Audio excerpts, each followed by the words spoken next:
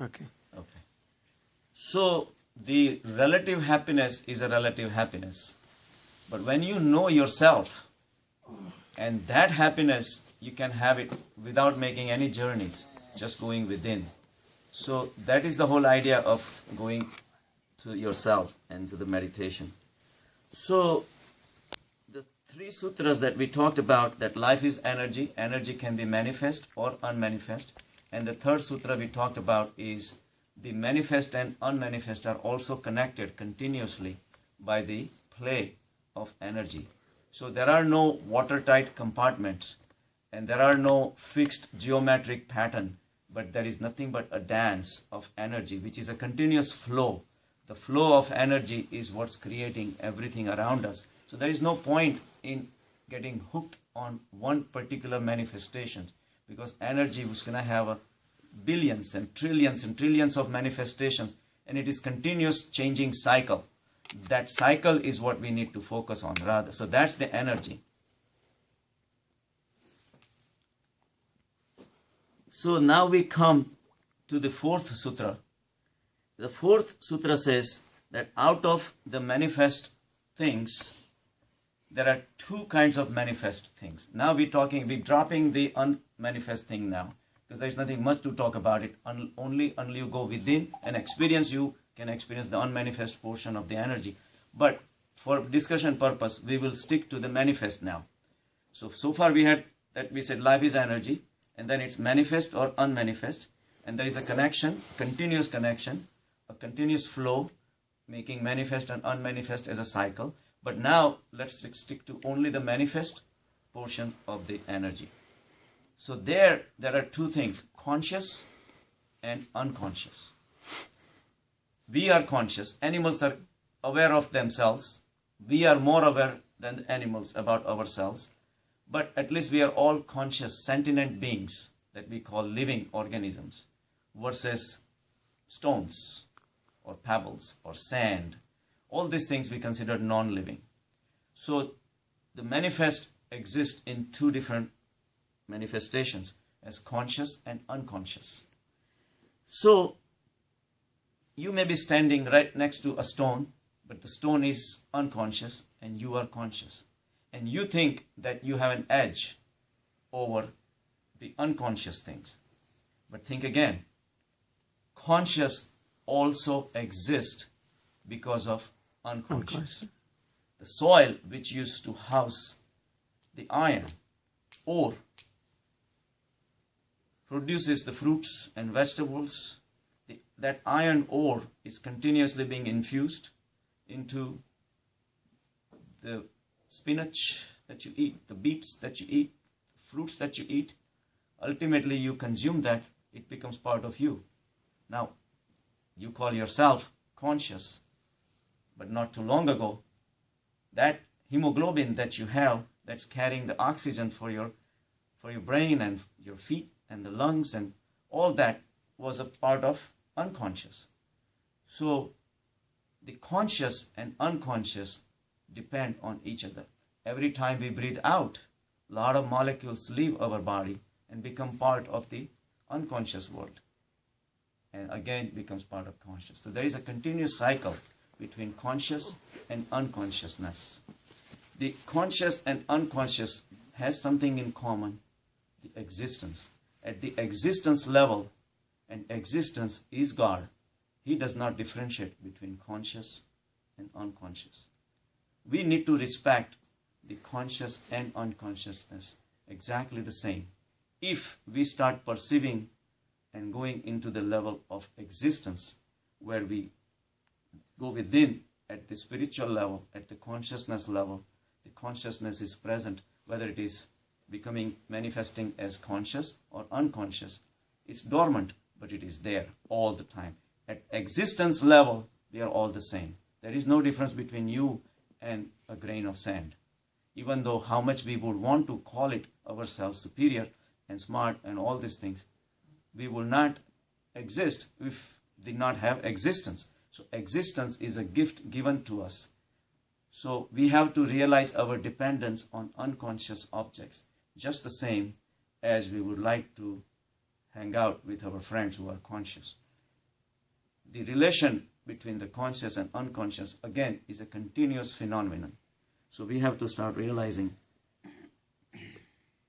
the eyes may see as two separate things, that conscious and unconsciousness. Obviously, there is a big difference. But if you really start understanding that conscious and unconsciousness need each other for their existence, then also our respect for the whole consciousness will start. If you really look at it, the value of a body is what? $4? If you really break it down into all the trace minerals and all these things, is hardly actually $1.08 or something like that. The $3 comes from the skin. Because skin, if you consider equivalent to a leather, the value of a leather is more than trace elements. So total value is only $4. That breaks you down into all these minerals that came from the soil. But we value the body so much more than that. Millions of dollars are betted on the people who are, who are making money versus millionaires and billionaires and things like that. It's all relative. It's all relative. So we have to realize that if we remove our value factor, we are all the same. King without a kingdom and soldier without a shield is not a king, not a soldier. You remove all these artificial adornments given to each other, we are nothing. It's like yesterday we went and there was a, we meet a friend and he says his wife had to come out and say that he's doing the sixth fasting today, so he's doing a Thai. All these things important to us only because we consider as important and we expect the importance from other people, and that's how the cycle goes. For somebody who is dying of a hunger, he could be hungry for 30 days. He doesn't get a glory. Right. That's right. That's how it is. He's hungry by choice. He doesn't have food, right? Exactly. So how much of a heaven or how much of swarg he's gonna get by staying hungry? Right? So it's all relative. All these importances are given to us. It's like a business being traded continuously between our minds. But the consciousness doesn't care. At the consciousness level, it really doesn't matter. So that's what we have to come out of our egos and stop giving importance. So consciousness and unconsciousness is kind of another dimension. Another dimension, exactly. To manifestation Right. and unmanifested, right?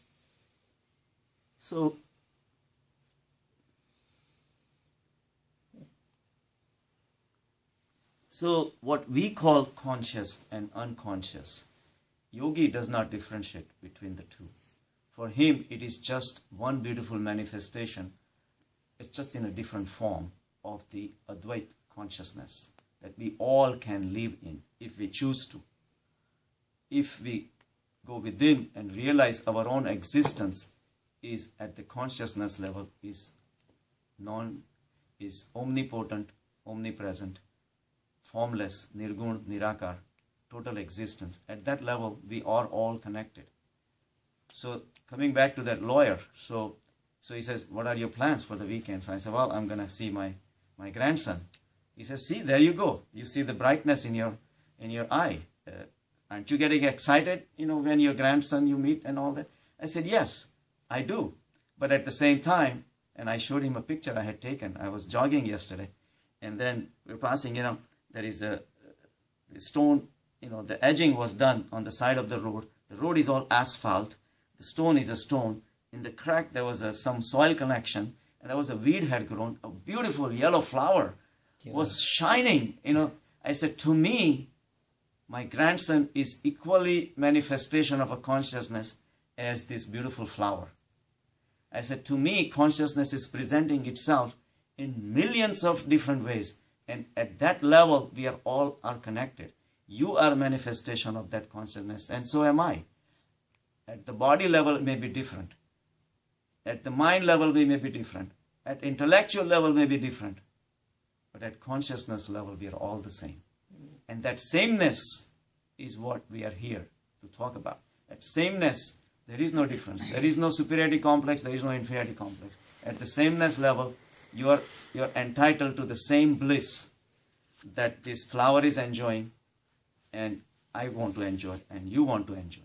So everything is possible, only we have to change our vision of how we're looking at life.